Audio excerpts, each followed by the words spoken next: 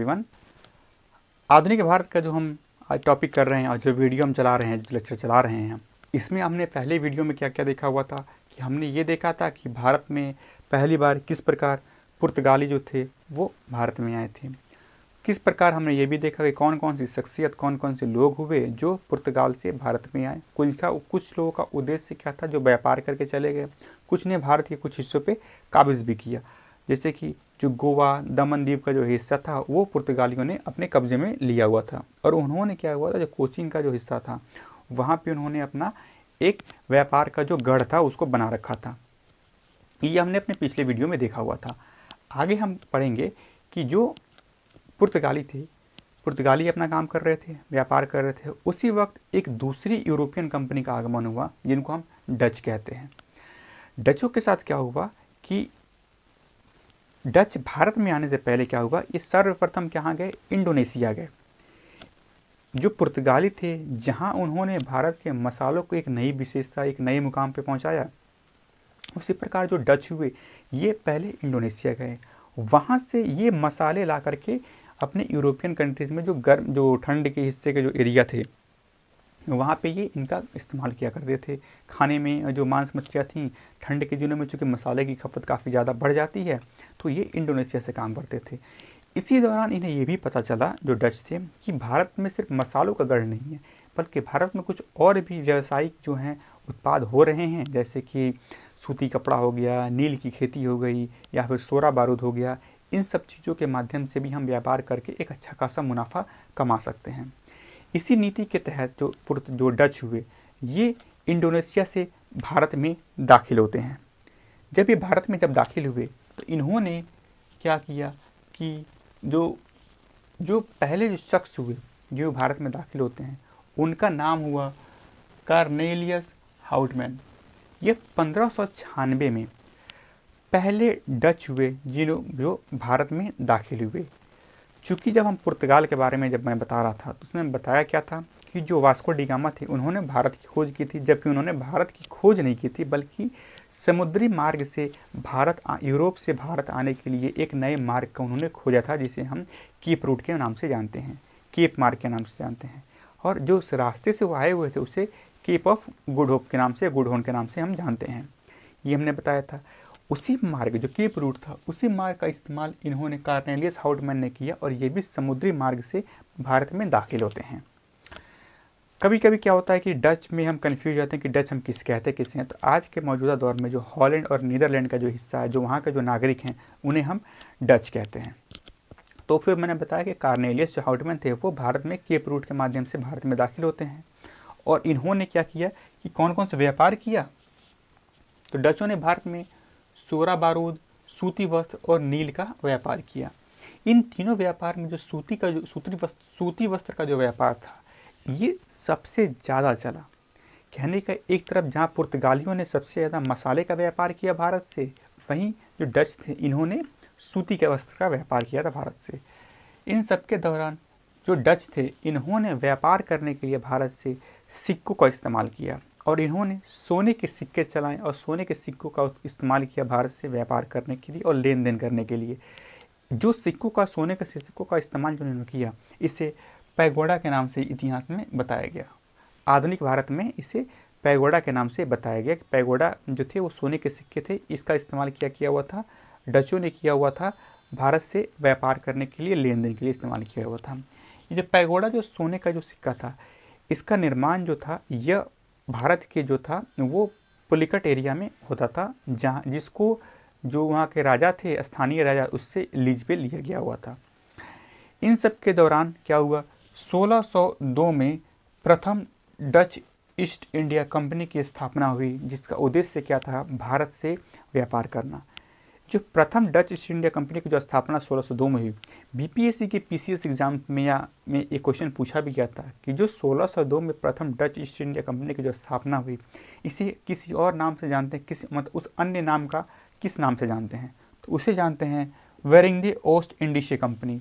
ये थोड़ा सा टिपिकल डच और थोड़ा एक अलग एक्सेंट का नाम होता है, बट ये हमें याद करना पड़ेगा क्योंकि इस नाम को जो पिछले क्वेश्चन बिहार पीसीएस में पूछा भी आ चुका है या अपकमिंग जो एग्ज़ाम्स होने वाले हैं शायद उन्हें पूछा भी आ सकता है।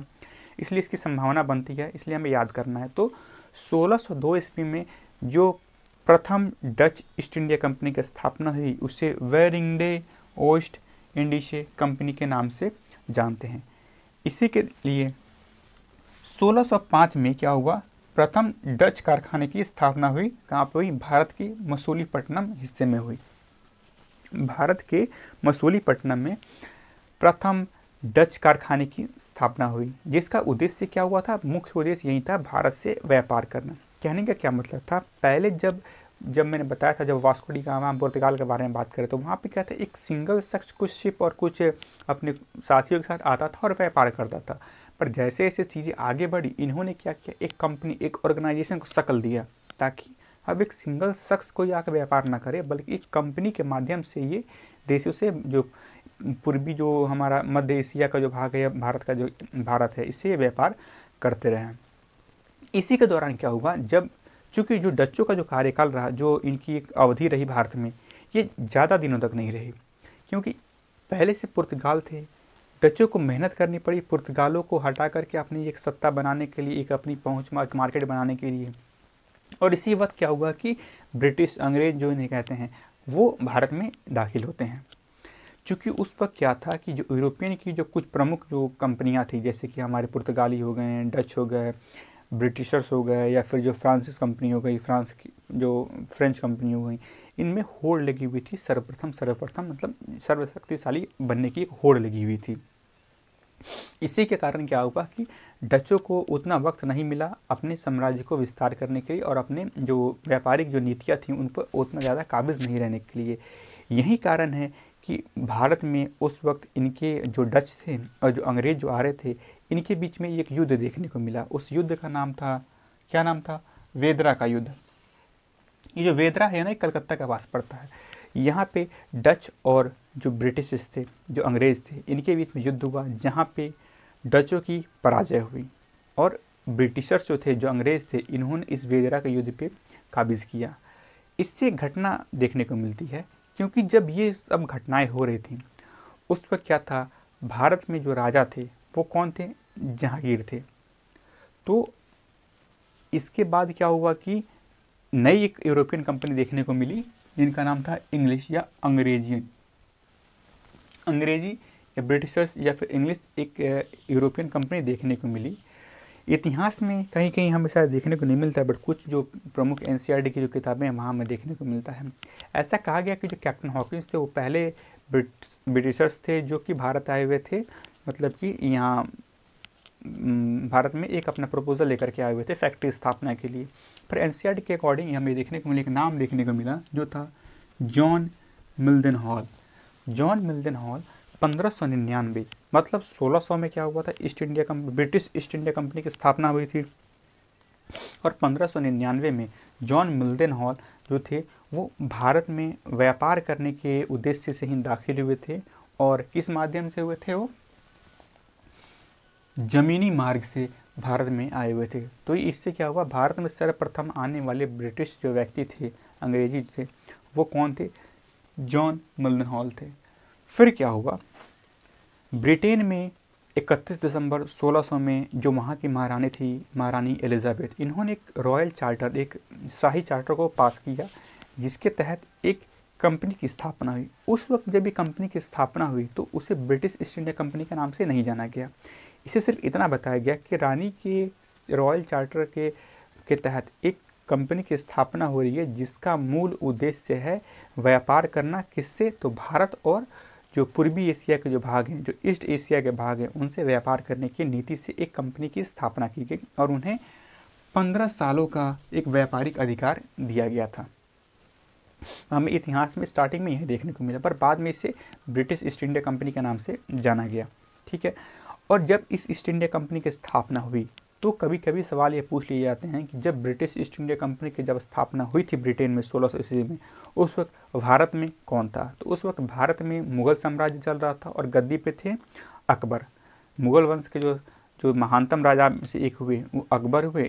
ये उस वक्त गद्दी पे काबिज थे जब ब्रिटेन में 1600 में ब्रिटिश ईस्ट इंडिया कंपनी की स्थापना हुई थी। इसके बाद क्या हुआ, इसके तहत समय बीता और फिर कैप्टन हॉकिंस 1608 में भारत में आए। चूँकि जिस कंपनी की स्थापना हुई थी उसका मूल उद्देश्य ही था व्यापार करना भारत और पूर्वी एशिया के हिस्सों से, और इसी उद्देश्य से कैप्टन हॉकिंस पहली बार भारत में आते हैं और ये जहांगीर के दरबार में उपस्थित होते हैं। इन्होंने एक प्रपोजल दिया कि वो सूरत में एक फैक्ट्री खोलना चाहते हैं ऑन द बिहाफ ऑफ, मतलब कि ब्रिटिश के बिहाफ में, उनके उपलक्ष्य में एक कंपनी खोलना चाहते हैं, एक फैक्ट्री खोलना चाहते हैं, जो कि उनका मुख्य उद्देश्य भारत से व्यापार करना है। उस वक्त जो जहांगीर था उसने एक शाही फरमान जारी किया और उसके तहत उसने जो ब्रिटिशर्स थे उनको अनुमति दे दी कि वो सूरत और जो भारत का जो पश्चिमी तटीय जो हिस्सा है वहाँ पे वो अपनी फैक्ट्रियाँ खोल सकते हैं। पर अंग्रेज कहीं ना कहीं इस फैसले से उतना खुश नहीं हुए थे, इस अनुमति से, क्योंकि वो पूरे भारत के हिस्से, क्योंकि उनका कहना यह था बेसिकली कि जितना मुग़ल साम्राज्य का जो हिस्सा है वो हर हिस्से में अपने हिसाब से फैक्ट्री खोलना चाहते थे। पर ये कहानियाँ तो चली। फिर मतलब 1608 में जहांगीर के दरबार में सूरत में फैक्ट्री खोलने की अनुमति लेने के लिए आए कैप्टन हॉकिंस, और जहांगीर ने शाही फरमान जारी करके इन्हें अनुमति दिया। उस वक्त क्या हुआ, पुर्तगालियों ने और डच जो थे इन्होंने इसका विरोध किया कि वो नहीं चाहते थे कि ब्रिटिशर्स यहाँ पे भारत में अपनी व्यापारिक नीति के माध्यम से आएँ और उन्होंने अपना साम्राज्य को विस्तार करें और व्यापारी को एक प्रॉफिटेबल अमाउंट में बनाएं। पर और जहांगीर भी था, इतिहास में उसे उतना काबिज और उतना शक्तिशाली राजा के तौर पर नहीं दिखाया गया था। चूँकि उसके जो पिता थे वो अकबर थे जहांगीर के, उन्होंने एक बड़ा साम्राज्य बना रखा था और उसी के उपलक्ष्य में जहांगीर को पहले से बनी बनाई सत्ता एक विरासत के तौर पर हासिल हुई थी, जिससे उसे एक राजस्व, एक रेवेन्यू आ रहा था और वो अपना ऐशो आराम में ज़िंदगी बिता रहा था। और पहले से जो राजस्व आ रहा था पुर्तगाली और डचों से, वो पहले से एक सेटल्ड कंपनी थी। और ये जो ब्रिटिश थी, ये क्या कहते हैं कि एक तो तरह से मतलब बोले तो एक स्टार्टअप कंपनी है, एक नई कंपनी के तौर पे आ रही है ना, तो इनका प्रॉफिट होगा या नहीं होगा ये तो जहांगीर को नहीं पता। तो इसलिए थोड़ा सा वो हिचकिचा रहा था कि ये परमिशन दे या ना दे। पर जब 1608 में इसने परमिशन दिया सूरत में जो ब्रिटिश कारखाने खोलने की, तो थोड़ा सा मतभेद हुआ जहांगीर और ब्रिटिशर्स के बीच में, और ये थोड़ा मामला आगे कुछ समय के लिए क्या हुआ, इस पर विराम लग गया। और एक कब हुआ कि सूरत में जो प्रथम फैक्ट्री का जो आदेश उसने दिया था 1608 में शुरू हुआ, पर ख़त्म कब हुआ, 1613 में। इसी दौरान मसूलीपट्टनम में प्रथम फैक्ट्री की स्थापना हुई 1611 में। तो भारत में पहली जो ब्रिटिश के द्वारा फैक्ट्री थी उसकी बनने की शुरुआत कहाँ हुई थी, सूरत में। और प्रथम फैक्ट्री जो सबसे पहले बन के रेडी हुई थी तो वो कौन सी थी, मसूलीपट्टनम की फैक्ट्री। तो इसमें कंफ्यूज नहीं होना है हमें। फिर एक और घटना हुई 1611 में, जब मसूलीपट्टनम की फैक्ट्री की जब स्थापना हुई तो ये क्या हुआ, वहाँ का जो अंग्रेज़ थे उनका एक हेडक्वार्टर, एक मुख्यालय सा बन गया व्यापार करने के लिए। पर कुछ समय ही बाद क्या हुआ कि एक जो हमारा मद्रास में जो एक हिस्सा है, क्या नाम था, पुलिकट, वहाँ के स्थानीय राजा थे जिनका नाम था चंद्रगिरी। तो जो फ्रांसिस डे थे, ब्रिटिशर्स थे, उन्होंने क्या किया कि चंद्रगिरी से जो पुलिकट का हिस्सा था, मद्रास का हिस्सा था, उसको लीज पे क्या किया, इनने ले लिया। लीज पे क्या किया कि ले लिया, और इनका जो मुख्यालय से बन गया, वो कहाँ बन गया, मद्रास में बन गया। फिर चूँकि जो अंग्रेज़ थे वो क्या थे, अपने मुग़ल साम्राज्य के हर हिस्से में अपनी फैक्ट्री खोलना चाहते थे, तो इसलिए उन्होंने एक चीज़ और इसमें जानने वाली है कैप्टन हॉकिंस के संदर्भ में, कौन बनेगा करोड़पति में 1 करोड़ का सवाल पूछा जा चुका है कि कैप्टन हॉकिंस जब भारत आए हुए थे तो वो शिप का नाम, उस जहाज़ का नाम क्या है जिस जहाज़ से वो भारत आए हुए थे, तो उस जहाज़ का नाम है हेक्टर। हेक्टर शिप, हेक्टर जहाज़ से कैप्टन हॉकिंस भारत में पहली बार दाखिल हुए थे। फिर आता है सर थॉमस रो। क्योंकि एक तरफ क्या हुआ कि 1603 ईस्वी के आसपास भारत में अकबर की मृत्यु होती है और जहांगीर गद्दी पर बैठता है, उसी के वहीं दूसरी तरफ ब्रिटेन में रानी एलिजाबेथ की मृत्यु होती है और गद्दी पर काबिज कौन होते हैं, जेम्स प्रथम। जेम्स प्रथम जो थे वो गद्दी पे काबिज होते हैं, और उन्होंने क्या किया कि जो थे सर थॉमस रो को 1615 में भारत में भेजा एक नए अनुमति लेने के लिए। और जब ये आए तो जहांगीर के दरबार में क्या हुआ, सर थॉमस रॉ पेश हुए और इन्होंने एक प्रपोजल दिया, क्योंकि इन्होंने कहा कि वो भारत के अलग अलग हिस्सों में जहाँ जहाँ उनके क्षेत्र हैं मुगल साम्राज्य का, वहाँ वो फैक्ट्री खोलना चाहते हैं। चूँकि जहांगीर को एक अच्छा खासा आय रेवेन्यू राजस्व मिल रहा था, तो इसलिए बिना हिचकते हुए उसने क्या किया, अनुमति दे दी। इसी के कारण क्या हुआ, भारत के कई हिस्सों में जो ब्रिटिशर्स थे उन्होंने क्या किया, अपनी कोठी, अपनी एक फैक्ट्री का निर्माण करवाया था भारत के अलग अलग हिस्सों में। ठीक है, फिर यहाँ से तो हमारा काम हो गया। और एक और भी है कि जो ब्रिटिशर्स थे ये अपना पाँव जमा रहे थे और जो पुर्तगालियों का पत्ता साफ कर रहे थे। तो इसी के दौरान क्या हुआ, एक वैवाहिक संबंध देखने को मिला। जो ब्रिटिश जो राजकुमार थे जिनका नाम क्या था, चार्ल्स सेकंड, इनकी शादी हुई पुर्तगाल की राजकुमारी, उनका नाम था कैथरीन।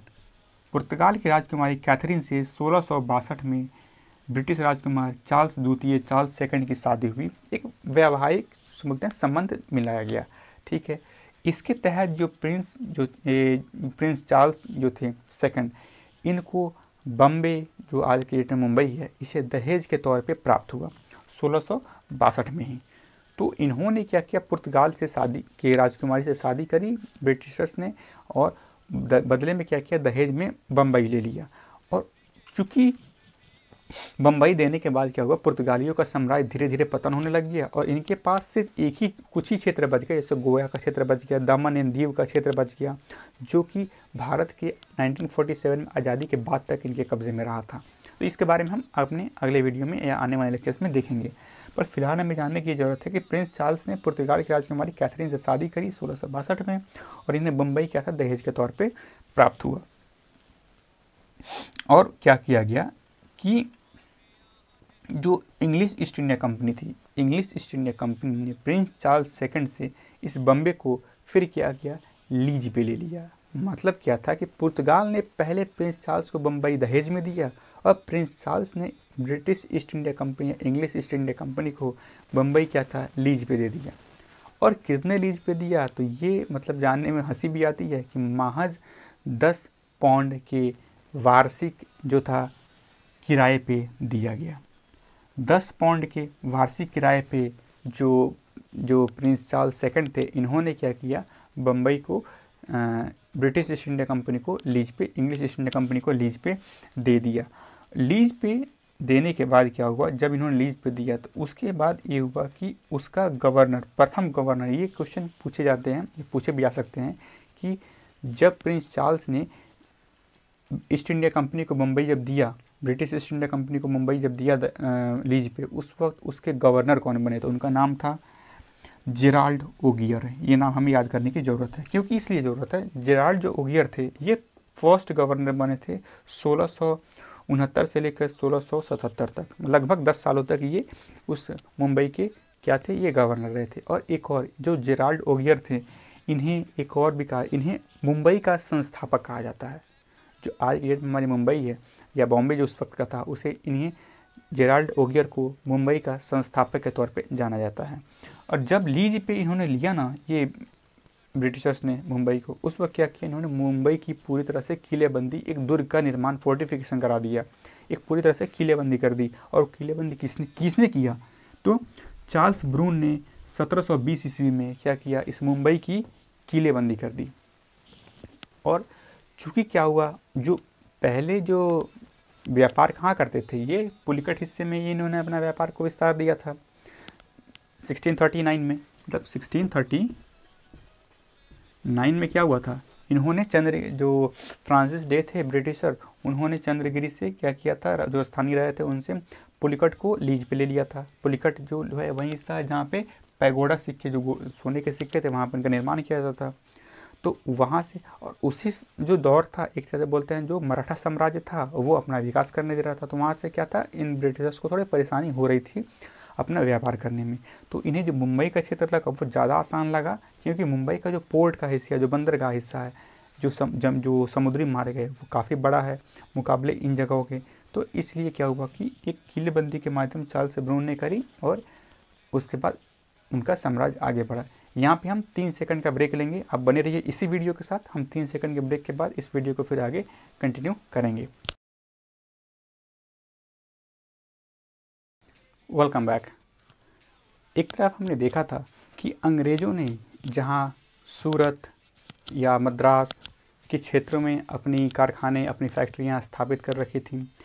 अब क्या था कि अब तक जितने भी यहाँ तक जो पिछले हमने जो यूरोपियंस जो आक्रमण या जो आए भारत में, जो उनका आगमन हुआ, इन्होंने किसी ने भी भारत के पूर्वी क्षेत्र में अब तक अपना कोई फैक्ट्री की स्थापना नहीं करी थी।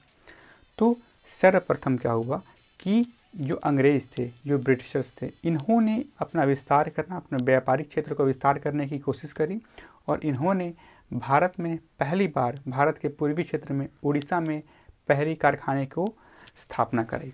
उसमें कब कराया था? तो पूर्वी क्षेत्र में भारत अंग्रेज़ी कंपनी ने पहला फैक्ट्री 1633 में उड़ीसा में खोला। इसके बाद क्या हुआ कि 1651 में घटना हुई, जब क्या हुआ कि अंग्रेज़ों को बंगाल का जो हुगली है, यहाँ पे इन्हें एक कारखाना खोलने की अनुमति दी गई। इससे पहले भी किसी भी जो विदेशी जो यूरोपियन थे, उनको ये अनुमति नहीं दी गई थी बंगाल क्षेत्र में यहाँ पे फैक्ट्री खोलने की। इससे था क्या कि चूँकि जो पहले जो दो कंपनियों का जो आगमन हुआ था भारत में, पहली क्या थी? पुर्तगाल थे या फिर हमारे डच थे। तो इन दोनों के शासनकाल में जब मुग़ल वंश भारत में शासन कर रहा था, और उस वक्त मुग़ल वंश की जो स्थिति थी वो सबसे मजबूत प्रशासन, मजबूत साम्राज्य के तौर पे देखी जा रही थी। और धीरे धीरे क्या हुआ था कि जो औरंगजेब के मतलब तो बाद में आए, पर जब अकबर की मृत्यु हुई तो उसके बाद जो उनके बेटे हुए जहांगीर हुए, फिर उनके बेटे शाहजहां हुए, इनकी धीरे धीरे हुआ अकबर के बाद से इनका एक तरह से डाउनफॉल होना शुरू कर गया। फिर औरंगजेब के समय तक मुग़ल काल जो था अपने चरम पे था, पर उसके बाद से कुछ असमर्थ राजा देखने को हमें मिलते हैं। इसी को बढ़ाने के चक्कर में, अपने कारोबार को बढ़ाने के चक्कर में इन्होंने बंगाल के हुगली क्षेत्र में अपना फैक्ट्री लगाया। यहाँ पे लगाने के बाद इन्होंने कोशिश किया कि जो ये व्यापार कर रहे हैं, चूँकि इससे पहले जो ये व्यापार करते थे वहाँ पे क्या था कि ये एक कर, एक टैक्स चुकाते थे खरीद और बेच करने का सरकार को। तो इससे क्या होता था कि इनको मुनाफा थोड़ा कम होता था। जाहिर सी बात है, अगर हम किसी चीज़ के ऊपर टैक्स ज़्यादा देते हैं तो हमारे मुनाफे पे उसका फ़र्क पड़ता है। और एक और बात था, ये डायरेक्ट जो था ये मुग़ल से युद्ध करके अपनी जो व्यापारी की जो नीति है उसको बढ़ाना नहीं चाहते थे।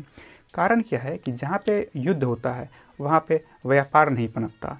इसी के माध्यम से उन्होंने जो भारत का उस वक्त का एक बोलते हैं थोड़ा सा कमज़ोर क्षेत्र था, बंगाल का हिस्सा, वहाँ पे 1651 में इन्होंने हुगली में एक कारखाने खोला वहाँ पे। और इस वक्त जब ये कारखाना खुला 1651 में, उस वक्त मुग़ल काल में जो गद्दी पे कौन काबिज थे?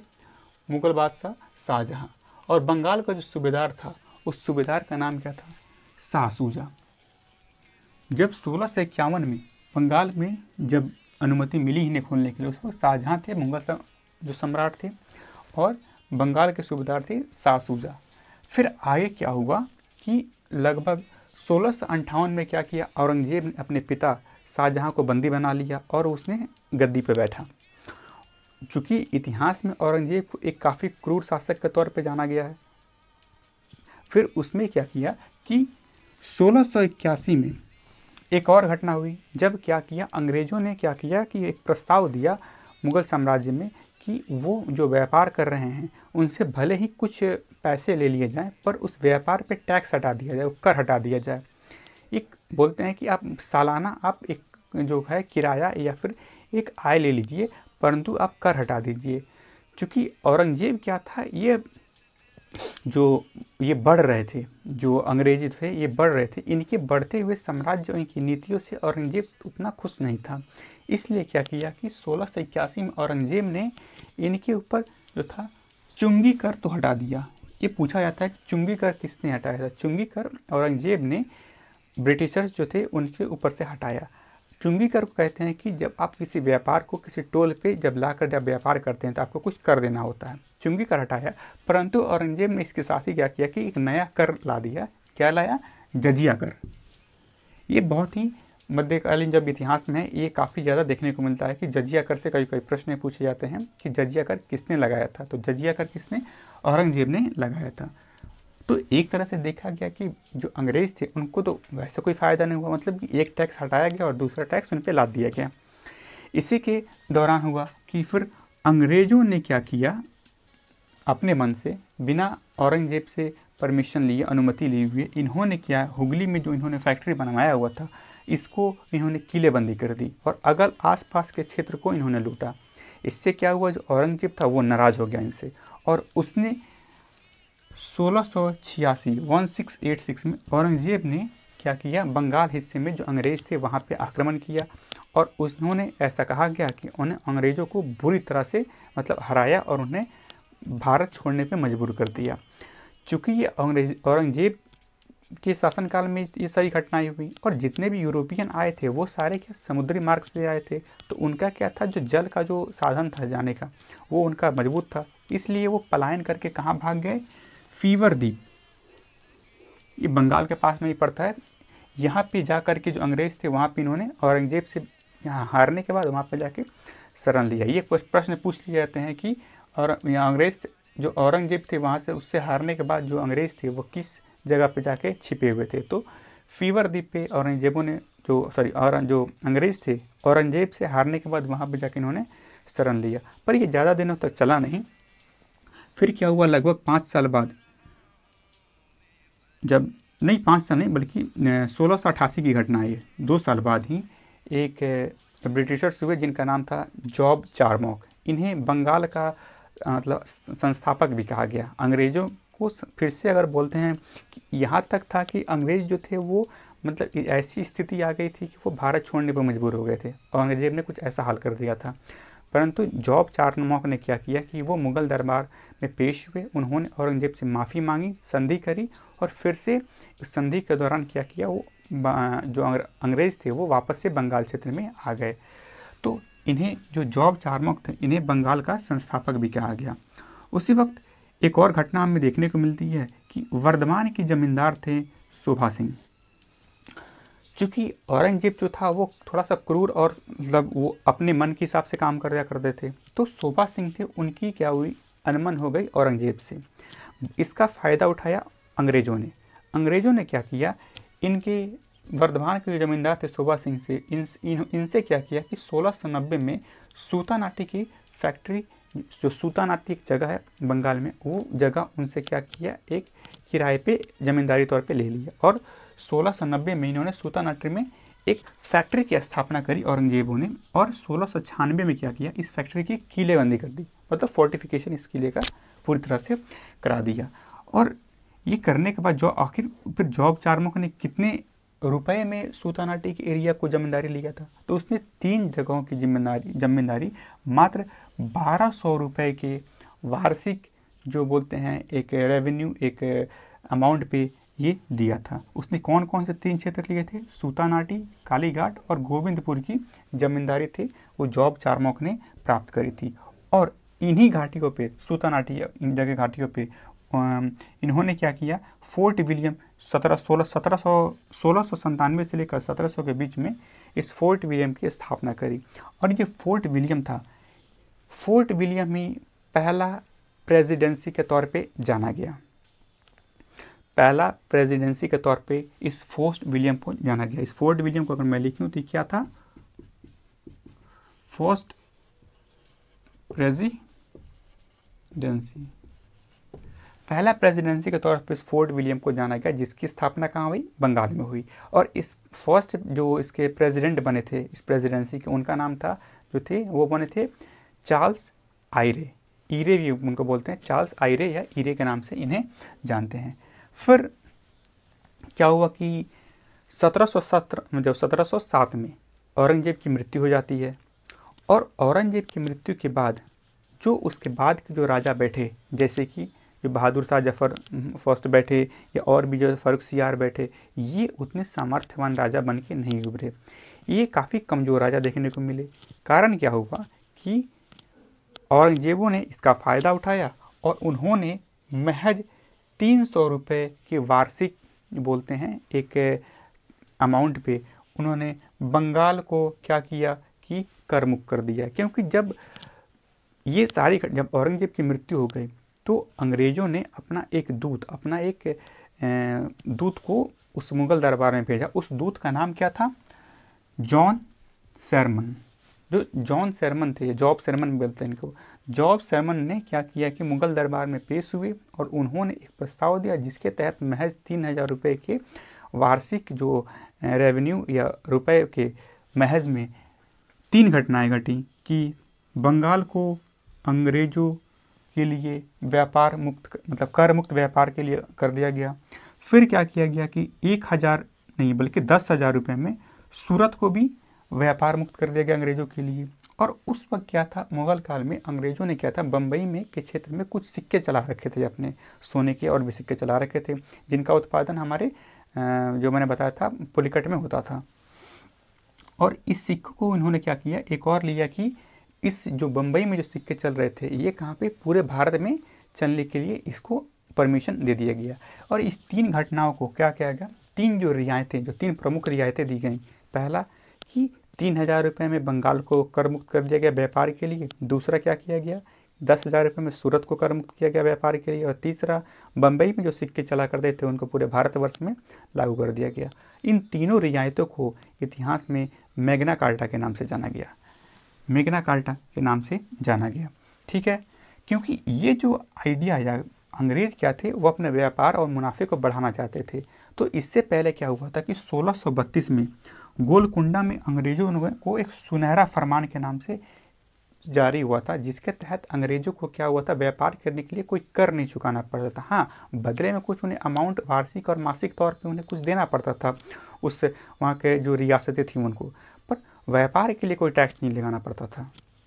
तो इसी से प्रभावित होकर अंग्रेज़ों ने क्या किया, भारत में भी कोशिश किया कि मिला। और चूँकि जब मुग़ल साम्राज्य जब कमज़ोर पड़ने लग गया तो इसका फ़ायदा अंग्रेज़ों ने उठाया और भारत को पहले व्यापार कर मुक्त कराया और धीरे धीरे व्यापारिक नीतियों के अलावा पूरे राजनीतिक नीतियों में भी उन्हें हस्तक्षेप करना शुरू किया और अपने एक काल को आगे बढ़ाया। और ये कब तक चला, 1857 तक चला, जब पहले विद्रोह की लड़ाई छिड़ी नहीं थी। फिर उसके बाद से क्या हुआ, जो यहाँ के उसके बाद क्या हुआ कि ईस्ट इंडिया कंपनी नहीं बल्कि ब्रिटिश जो शासनकाल थे वो पावर में आए और 1947 तक ये देखने को मिला। तो ये हमारा जो आज का जो पूरा लेक्चर रहा, इसमें हमने जो डच कंपनी के बारे में देखा और ब्रिटिश कंपनियों के बारे में देखा। अगले वीडियो में हम फ्रांसीस जो यूरोपियन थे, फ्रेंच यूरोपियन, इनके बारे में देखेंगे। तब तक आप देखते रहिए हमारे इस एजुकेशनल प्लेटफॉर्म को। और आप जितने भी वीडियो लेक्चर्स हैं इनको आप हमारे टेलीग्राम चैनल पर ज्वाइन करके, जिसका लिंक डिस्क्रिप्शन बॉक्स में दिया हुआ है, वहाँ से आप ज्वाइन करके इसके PDF नोट्स ले सकते हैं। वहाँ से आपको फ्री डेली न्यूज़पेपर भी मिल जाते हैं, हिंदी और इंग्लिश दोनों में। और साथ ही आपको कुछ MCQ, कुछ क्विज, कुछ क्वेश्चन आंसर्स भी वहाँ पे आपको मिलते हैं।